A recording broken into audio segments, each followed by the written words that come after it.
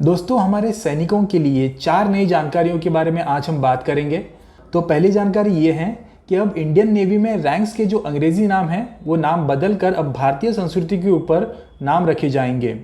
दोस्तों, महाराष्ट्र के सिंधुदुर्ग में नौसेना दिवस के अवसर पर प्रधानमंत्री नरेंद्र मोदी जी ने कहा कि अपनी विरासत पर गर्व महसूस करने की भावना के साथ मुझे ये घोषणा करते हुए गर्व हो रहा है कि भारतीय नौसेना में रैंकों का नाम भारतीय संस्कृति के अनुसार बदला जाएगा। हम अपने रक्षा बलों में महिला शक्ति को बढ़ाने पर भी काम कर रहे हैं।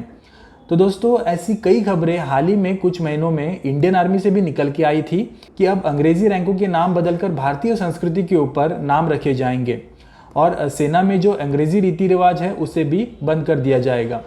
तो चलिए दोस्तों, अब आगे बढ़ते हैं दूसरी जानकारी की तरफ।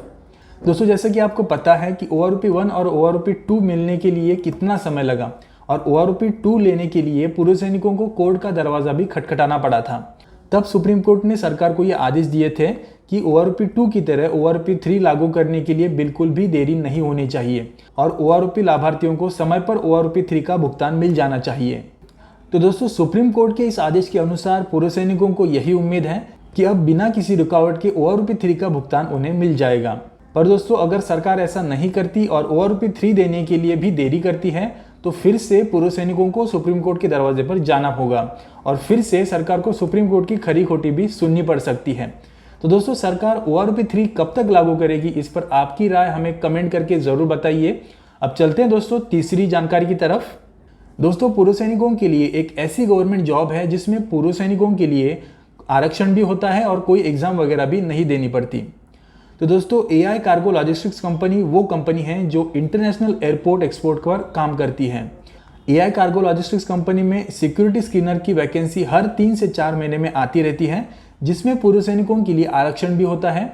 और इस जॉब की खास बात यही है कि इसका जो सिलेक्शन प्रोसेस है वो बहुत ही फास्ट होता है और कोई एग्ज़ाम वगैरह भी इसमें आपको नहीं देनी पड़ती। इसमें पहले आपका इंटरव्यू होगा और आपको कुछ टास्क दिए जाएंगे। ये एक तरीके का आपका स्किल टेस्ट होगा। सैलरी भी अच्छी खासी है और आपका जो सिलेक्ट होने का चांसेस भी इसमें ज़्यादा है। पर दोस्तों, आपको एक बात ध्यान रखना है कि ये जॉब कॉन्ट्रैक्ट बेस पर होता है, मतलब आपको पहले 3 साल तक जॉब करनी है और आपका परफॉर्मेंस अगर अच्छा रहा तो कॉन्ट्रैक्ट ये 3 से 5 साल के लिए बढ़ा दिया जाता है। तो आपको घबराने की कोई ज़रूरत नहीं है। इसका सबसे बड़ा फायदा यही है कि इसमें पूर्व सैनिकों को सिलेक्ट होने के चांसेस ज़्यादा हैं। तो दोस्तों, अब चलिए बढ़ते हैं चौथी और आखिरी जानकारी की तरफ। तो दोस्तों, चौथी जानकारी ये है कि 8वां वेतन आयोग गठित करने की कोई योजना नहीं है, ऐसा वित्त सचिव TV सोमनाथन जी द्वारा कहा गया है। केंद्र सरकार की अगले साल होने वाले आम चुनाव 2024 से पहले लगभग 48 लाख केंद्र कर्मचारियों के और 67 लाख पेंशन भोगियों के लिए 8वां वेतन आयोग गठित करने की कोई योजना नहीं है, ऐसा बयान उन्होंने यानी कि TV सोमनाथन जी ने दिया है। दोस्तों, दरअसल आम चुनाव से पहले केंद्र सरकार जो होती है वो अपने कर्मचारी, सैनिक और फैमिली पेंशनर्स को लुभाने के लिए वेतन आयोग लागू करने की बातें वगैरह करती रहती है। 2013 के सितंबर में कुछ राज्यों के विधानसभा चुनाव और 2014 के आम चुनाव से कुछ महीने पहले कांग्रेस की सरकार ने 7वां वेतन आयोग गठित किया था। अभी के पेंशन योजना के अंतर्गत कर्मचारी अपने बेसिक पे का 10% योगदान दिया करते हैं, जबकि सरकार उसी खाते में कर्मचारी के बेसिक पे का 14% जमा करती है। और जिन राज्यों में विपक्ष की सरकारें हैं वो पुरानी पेंशन योजना की तरफ जा रही हैं, जिनके अंतर्गत पेंशन भोगी को उसके लास्ट सैलरी के 50% की गारंटी मिलती है और वो भी कर्मचारी की ओर से कोई भी योगदान किए बिना। अब दोस्तों, माना जा रहा है कि सरकार कुछ बदलाव करके ये सुनिश्चित करने का प्रयास कर सकती है कि प्रत्येक कर्मचारी को उनके लास्ट सैलरी का कम से कम 40 से 45% हिस्सा पेंशन के तौर पर हासिल हो सके।